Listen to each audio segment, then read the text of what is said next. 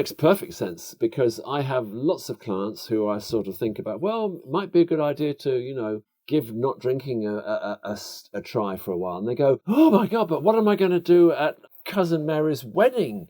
And what am I going to do at Christmas? And what am I going to do then? And actually what they're thinking of, what am I going to do next Tuesday? I dreamt that you were twisting through 7 suns of gold, and the gypsy was insisting. Hey everybody, and welcome back to the Soberful podcast. I'm Veronica. And I'm Chip.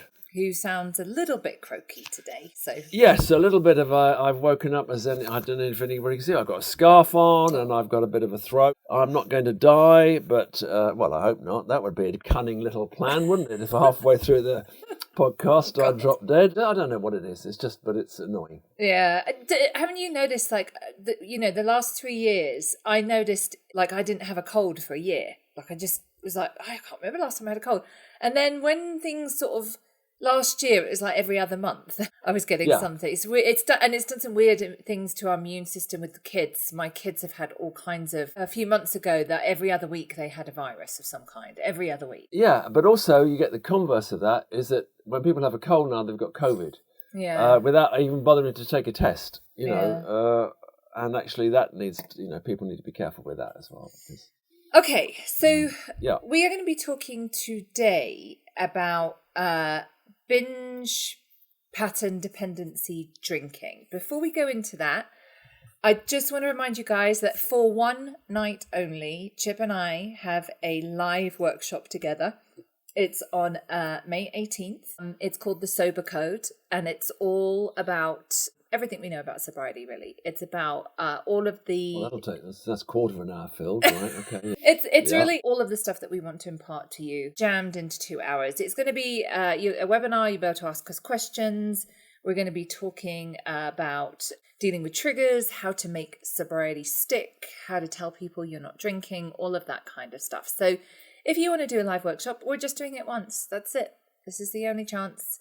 Sign up next week. You get the recording if you can't make it live, and there's a workbook and whatnot and all that kind of stuff. And if you go to soberful.com, you can find all the information there. And if you're on our mailing list, you should receive information about that. Binge pattern dependency drinking is exactly the same as normal alcohol dependency drinking, but it happens in a sort of irregular way. So the classic binge pattern and the most common is weekend drinking, where people don't drink at all during the week. They have nothing at all.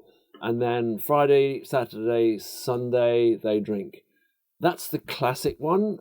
You do get people who drink slightly more infrequently, so maybe every fortnight. But the important thing to remember is that just because you are drinking, you're not drinking every day. And that's one of the most difficult things about binge pattern drinking, is that it gives people who have that problem will always use it as a defense. Well, I don't drink every day. Alcoholic people drink every day. I don't drink. I only drink at the weekend or something.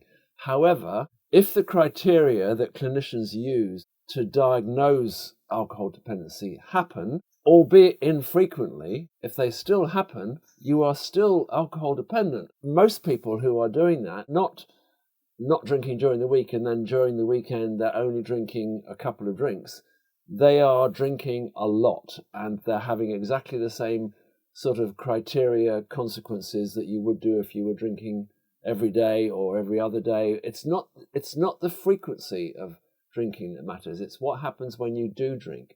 So, I mean, I can rattle off the clinician area, which is, you drink more than you intended to drink. Most people would take yes to that, whether it's you drink every day or you're drinking once every weekend. You're continually trying to cut down. You are spending more time trying to get alcohol, use alcohol, recover from alcohol than any normal person did. You crave alcohol. You think about it. You desire it. You don't keep up your obligations for work, school, home, family. You continue to keep on doing it despite social problems. You continue to keep on doing it despite social activities being sort of neglected or put to one side. You continue to do it despite dangerous things, drink driving perhaps, walking along the top of a wall drunk, just doing dangerously physical hazardous things while drinking.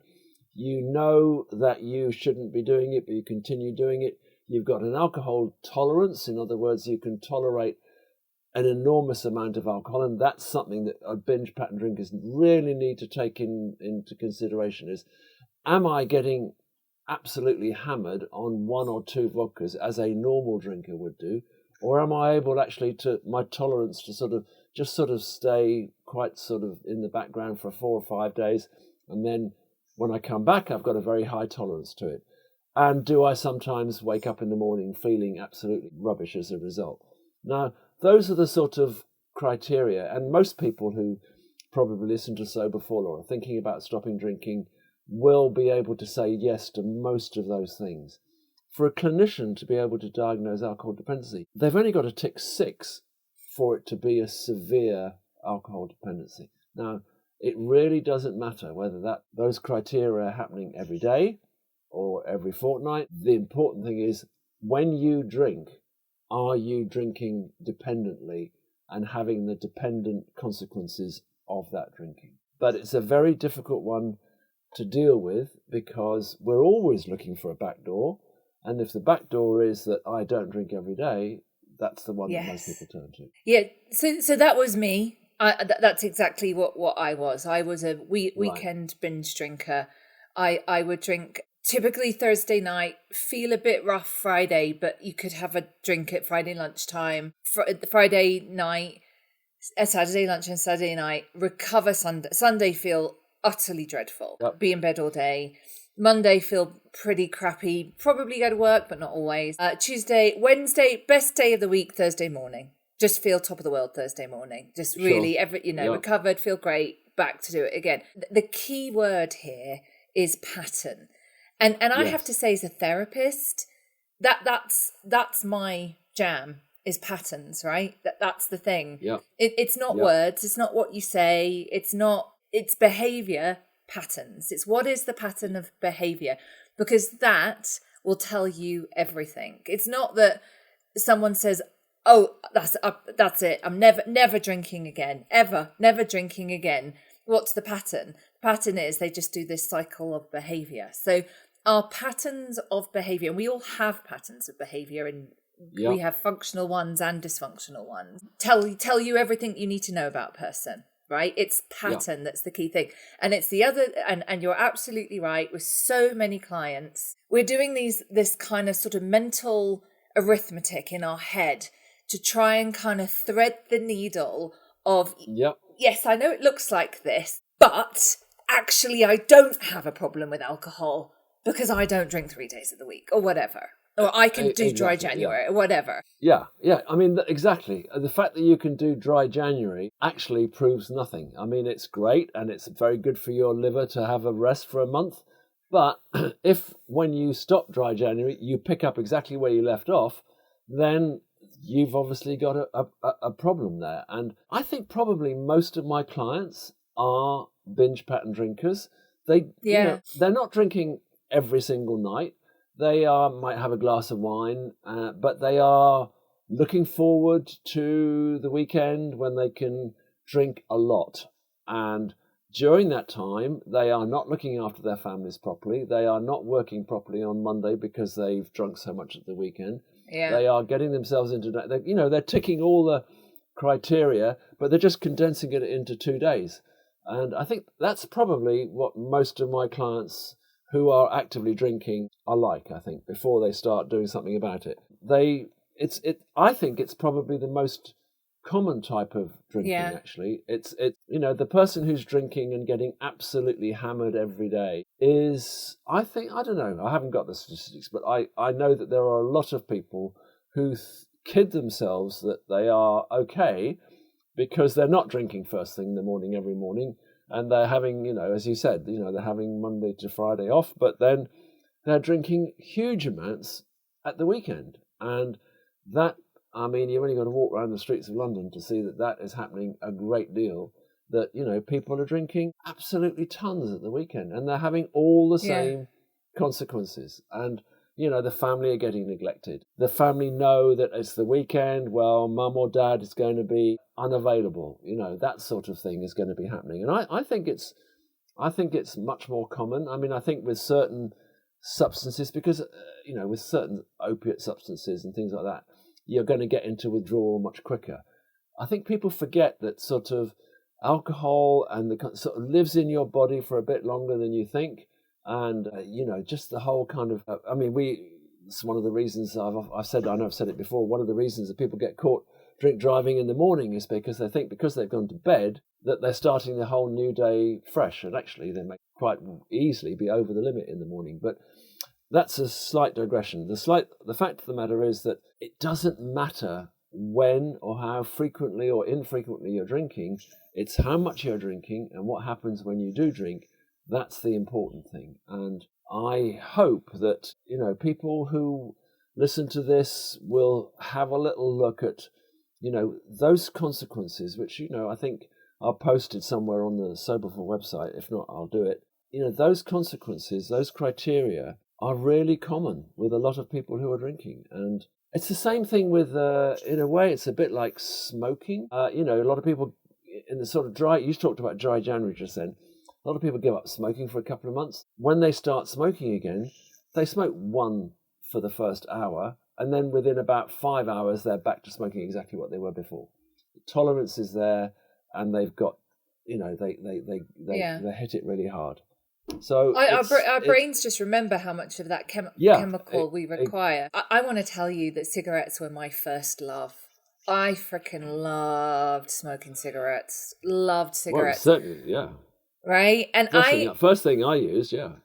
Yeah, I mean, it was definitely, nicotine is the gateway drug. And this is back in the 80s, right? It was so cool and you could smoke everywhere. I remember going with when we were in school, I remember we plotted with my friend, and we must have been 15. And on the local bus, you could get the local bus from Thetford to Bury St Edmunds, you could smoke at the back of the bus. And there was all this kind of like, great deal of planning about who was going to get the fags and who was going to, by the way, in England, for American listeners, fags means cigarettes. That's a slang word we use just in case. Who was going to get the cigarettes and who had the lighter and you could buy cigarettes in, you probably still can, in packs of 10. And then we all sat at the back of the bus, 15 smoking. Yeah. Oh God. Anyway, I was never one of those people. Like I've had friends who could have 2 or 3 cigarettes a week. And I swear to God, if I was someone who could probably have 2 or 3, I probably wouldn't, 'cause it's disgusting. But for a long time, I always thought, God, I wish I could have, like, usually when they had a drink, they would have like some cigarettes on a Saturday night. I was 1 to 2 packs a day. I'm so addicted. I just can't not. I would wake up in the morning. First thing I did was light a cigarette. Oh. Did you do that? I did, yes. I gave up. I didn't give up smoking until I was a year sober. But backs of buses are probably the most unsanitary places in the world, aren't they? I mean, everything goes on in the back of buses. It never goes on in the front of buses, which I've never quite understood. What is it? Oh, I suppose you're near the driver, aren't you? Yeah. But everything goes on in the back of buses. Sex goes on in the back of buses. Cigarette smoking, dope smoking, everything goes on in the back of buses. Yeah. The entitlement of just being able to pollute everybody back in the day before they banned smoking, that you were entitled to just pollute people wherever you went. Anyway, back to binge-pattern drinking. Yes. Yes. It's in many ways, when people are physically dependent on alcohol, it's kind of easier to reflect back to them like, mate, you have a problem. Yeah. This is where, when it's a binge pattern, it's very, very sneaky. And it's incredible how we are able to do these incredibly, the level of self-deception that human beings are capable of has never ceased to amaze me. Like, just overwhelming evidence of alcohol causing utter mayhem in someone's life. And they'll focus on this. But 4 years ago, I did dry January for 30 days. I know. I went on holiday and I didn't smoke. I didn't drink at all the whole holiday. Yeah. When was that? It was my mate's birthday and I didn't. Yeah. Exactly. Yeah. 1952. I went to Spain and I didn't drink anything at all. And that's why we wanted to talk about it, because we want to go, no, it's the pattern. Yeah. What is your pattern over the last few years? Yeah, and what happens when you do drink? It's got nothing to do with the amount you drink. It's got nothing to do with how frequently you drink. It's what happens. Do you miss out on family events? Do you get yourself into dangerous situations like drink driving? Do you only go to places where you're going to be able to drink? Do you start craving alcohol on a Friday afternoon? Do you drink more than you said you were going to? Well, right there, if you say yes to those 5 things, you are alcohol dependent. So I think you've got to look at what happens when I drink rather than when do I drink and how much do I drink. That's what's really important, is what happens when I drink. Yes. Yeah. And then the other thing is, the days that I wasn't drinking, what I was, and this is about bandwidth, and I talk about this a lot. I talk about this in my book, which if you haven't purchased is still available on Amazon. And I talk about bandwidth, and I talk about You've the things, got a book out. And this kind of cuts through a lot of stuff, is when I wasn't drinking, I was thinking about drinking, I was thinking about not drinking, and I was recovering from drinking. So even though I was not drinking that day, drinking still occupied a lot of bandwidth in my life, right? Absolutely. And it could be Wednesday, and you'd be spending bandwidth thinking about Friday. Yes.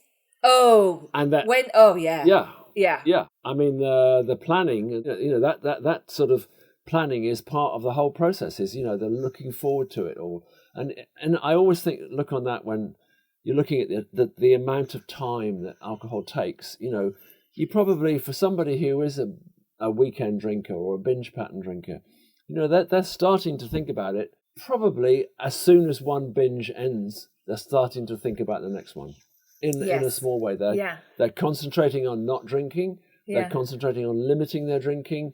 It's not as if it's completely gone. They are having to consciously drink less during that period of time. So it's not just as if, I've suddenly decided to go off the way. They're planning it, and they're planning it many days in advance. So it takes up a lot of time. It does. Now, the other thing that we do, and I've noticed this a lot with my clients, is we plan events that on the outside are about the event, but are actually really about having a vehicle to just get really smashed. So I had a client who knew she had a problem, did a lot of stop-starting, and had stopped for a while and was like, but every summer, me and my husband and all our friends, we go to this music festival and we camp, and it's like 4 days and there's all these bands, and we just, we take all this booze and we just get, it's so much fun. And she was really doing that whole like, I just really don't want to miss out on that. And I was like, okay, let's break this down. Tell me a little bit. Tell me what happens. Give me details. You show up on the Thursday, you set up your tent. What happens? So what actually happened was, so these tickets were quite expensive. They have all of this camping gear. So it's a lot of planning. It takes, a week of kind of getting planned and organised and set up and all that kind of stuff. And again, there's a big mission to buy like a lot of alcohol and da-da-da. And so what happens is she spends 4 days drunk and hungover, misses most of the bands, can't find people, passes out in the wrong in the wrong tent, feels dreadful. I'm like, why don't you just stay home and get drunk? I mean, like, A, it's cheaper. B, like, sleeping in a tent in the summer for 4 days hungover does not sound like fun to me. That sounds pretty awful. You don't actually do any of the things that you're saying that you do there. I mean, you caught half of that band and you missed your favourite band because you'd already passed out. Like, so when we really kind of drilled down to it, it was never about the music and the festival and all of that. It was that was a very elaborate reason to get smashed. And I see that over and over. Like, going on vacation is a big one. And it's like, it's never about the concert or the thing or the. It's actually the most important part of all of that is that we think normal rules don't apply and I can drink as much as possible. So, and I did that so many times. I'd spend so much money on X, Y, and Z and just not. I mean, I traveled around America with my girlfriends when we were 19, and we would, whatever city we would land in, the first thing we would do was find the Irish bar because those were our people. And we would get drunk in the Irish bar. Yeah. And then And then, like, I managed to just drag myself out of bed to go and see the Grand Canyon really hungover. And then it's like, oh, it's amazing. Yeah, but can we go home now because I feel awful? Like, so all of these incredible things to visit, sometimes we did them, sometimes we just about did them, but the drinking and the hangovers took over everything else. And so I think that we construct things to excuse and justify our binge drinking, because that's what you do at a music festival. That's what you do when you go make it, right? Yeah. And to disguise that, and it disguises the actual problem. Does that make sense? It makes perfect sense, because I have lots of clients who I sort of think about, well, it might be a good idea to, give not drinking a try for a while. And they go, oh my God, but what am I going to do at Cousin Mary's wedding? And what am I going to do at Christmas? And what am I going to do then? And actually what they're thinking of, what am I going to do next Tuesday? It doesn't need a big event to get, but we kind of go, oh my God, at that big event, it's absolutely essential that I drink. And there's not much logic to that really. But I've just had a client who, definitely needed to stop drinking. You and I have both worked in this field a long time, and we both know that a lot of people will say, I don't drink in the morning. I don't drink every day. Therefore, scientifically proven, because I don't do those two things, I cannot possibly have an alcohol problem. Yeah. And that just doesn't stand up to scrutiny. It doesn't stand up to scientific evidence at all. No. The fact that you don't drink in the morning means absolutely nothing if you're drinking a whole load in the evening. Very few people drink in the morning, except really, really, bottom end drinkers drink in the morning. Most people start about lunchtime, maybe. We're always looking for the excuses. And this is the problem with binge pattern drinking, is that it gives people what they feel as a sort of get out of jail free card. I don't drink every day. I don't drink in the morning.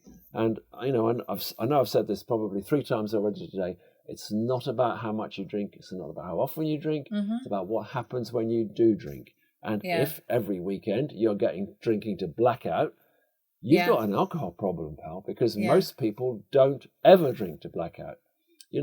Again, I was having this conversation with somebody the other day about how few people actually experience blackout in their lives. Most people don't drink. And yet for people who are probably listening to this and who are thinking about it or whatever, they have drunk to blackout, because we are part of that 10% that are alcohol dependent in one form or another. And I think, unfortunately, binge pattern drinking does provide a lot of people who are wavering a good excuse to justify why they don't drink. How many teenagers have I talked to who have got parents who, well, I'm at school during the week, I come home and they just drink every weekend, they're not around. Because the parents have got themselves, maybe they go and do quite important jobs during the week. Maybe they do jobs and do them quite well during the week, but they just get completely hammered when they get home and they're not available to their family. They're not available as a parent. They do dangerous things. They can't drive the car in an emergency, etc., etc., etc. And they're drinking an awful lot. Yeah. It's a real problem. And I would really hope people would sort of just it's difficult, because when you're thinking about giving up drinking, you are desperate for excuses why you shouldn't, because it's frightening and it's scary and it's a big decision. Yeah. And having that sort of, well, Veronica drinks every day, it just gives you that little bit of an extra excuse. And I would really ask people to kind of don't worry about how much, because again, how much you drink doesn't determine whether you have an alcohol problem. Because you can neck a bottle of vodka doesn't mean to say that the person next to you who only drinks half a bottle of vodka is any less alcohol dependent than you are. That you've probably been doing it a bit longer and your tolerance is that much higher. But it doesn't mean that you are any less dependent because you only drink half a bottle of vodka. It's not about quantity, it's not about frequency, it's about what happens when you do drink.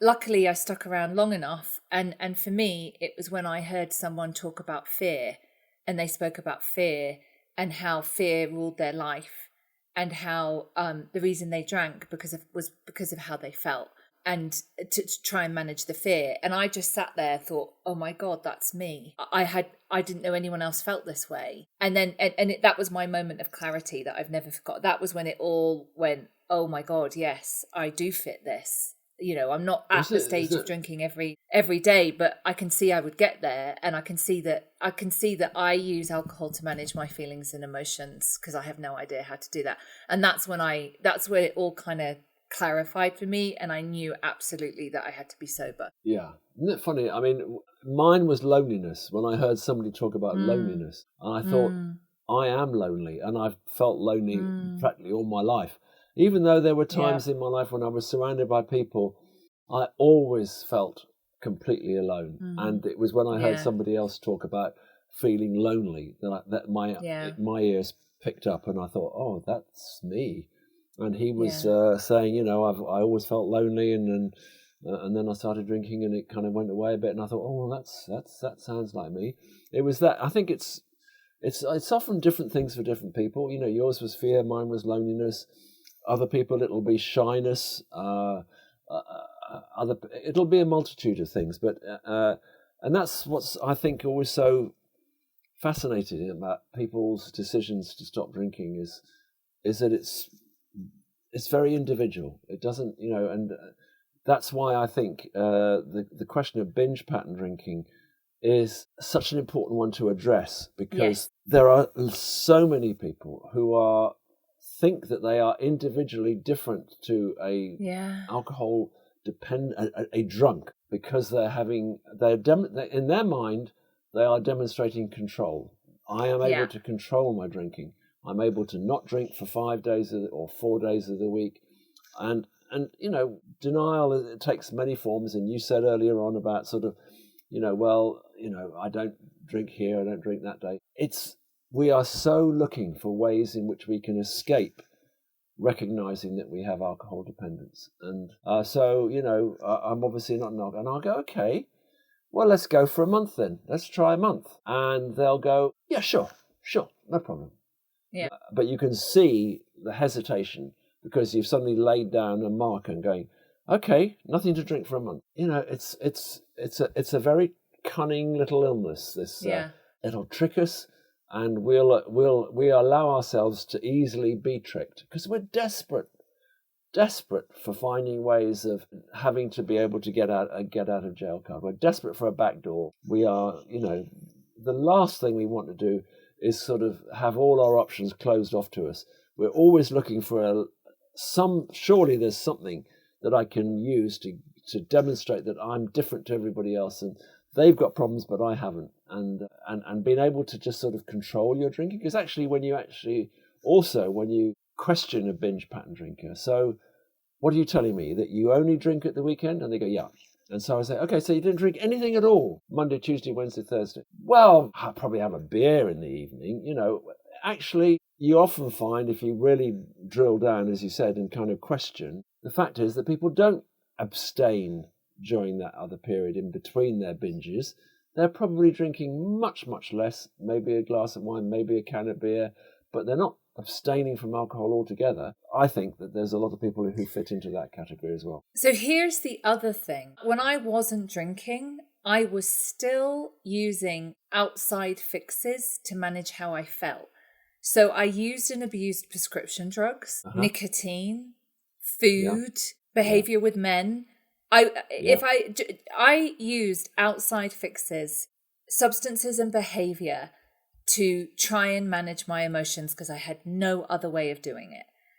And so I could say, oh, I only drink 3 or 4 days a week or whatever it is, but I was using something on those days to try and keep this storm inside of me quelled. And that's, and someone pointed that out to me very early on, and I was kind of like, oh God, that's so true. Like I was always on and off prescriptions of like Xanax and Valium and all of that kind of stuff, and I never, just took them willy-nilly. Yeah. And so I was always using. So when you're not drinking, what is it you're using to try and manage how you feel, because that's kind of the tipping point, isn't it? That we've developed this behavior because of how we feel inside, and that's the crux of the stuff that we talk about. Yeah, it could be obsessive behavior, it could be a bit of shoplifting, it could be relationships, as you said. Yeah. It could be anything that gives us that little bit of a adrenaline hit that kind of we may not be drinking or using, but we know, as I said, a little bit of shoplifting, a little bit of inappropriate relationships, endorphin kick driving. and numbing. Yeah, exactly. What's the endorphin kick and numbing, and all of these behaviors and things do it. And we're looking for it all the time. And so I think it's a topic that doesn't get covered enough. I mean, I do know that because I know that there is a definite criteria illness called binge-pattern alcohol dependency. And it's something that people need to take seriously. And I think I would really caution people to really forensically look at their drinking and to really kind of get away from how much you drink. I know I've said that already today, but, it doesn't make any difference, because actually the irony is that towards the end, if once somebody has developed a very, very serious alcohol problem, they need very, very little to get drunk. And that's why, and I don't wish to use this sort of cliche image, but people who are living on park benches in parks are absolutely paralytic drunk. But you think, well, where did they get the money to do that? The fact of the matter is they didn't need much alcohol, because at the very, very end of drinking, when your liver is giving up, you don't need much alcohol to achieve the same effect. Whereas in the beginning you needed a lot. Gradually over time, your tolerance gets absolutely huge, and then your tolerance actually decreases. At the very end, your tolerance decreases. So a tiny bit of alcohol can get you very drunk indeed. But I mean, by that stage, you're pretty far gone. Yeah. So we hope we found this helpful. It's a subject that we feel needed to be talked about. Maybe you recognize yourself. Maybe you recognize someone that you care about, and this would be helpful for them to listen to. It's really about breaking down the denial and the self-delusion that we have. And we are very, very, very good at self-delusion. Very, very good at it. And I found that the more intelligent people are, the better they are at it. And sometimes I've sat there and gone, no. But I've almost gone with it. I'm like, right? I mean, sometimes we're very good at it, and sometimes we're absolutely crap at it. I mean, I've known people, as you know, come into the rehab we had, and they've got a bottle of vodka in their pocket, and you go, when was the last time you had a drink? Well, I had a couple I have to admit, I've got to be honest with you. Yeah. I had a couple of glasses last night. And you go, oh, okay. What's that bottle in your pocket? Oh my God. So there is. Gosh, sorry about that. Yeah. No, we are masters at deluding. Yeah. And I think masters at minimizing the consequences. I mean, the one that we've talked about often in the thing is that, do you think your children notice that you drink? No. They're only 9 years old. They don't know what's going on. Yeah. Well, trust me. Yeah. Children know from a very, very, very young age that there's a problem. Yeah. And it's just another way of trying to find out a reason why we aren't problematic. Yeah, and if you recognize yourself, come along to the Sober Code, check out Soberful Life, or check out your local services. There's tons of stuff online. Our message always is that everything is better when you're sober anyway. So I know it feels really scary and hard at the beginning, but this could be the first step into a really amazing new life. Thanks so much, Chip. Thanks so much, everybody, for listening, and we'll see you soon.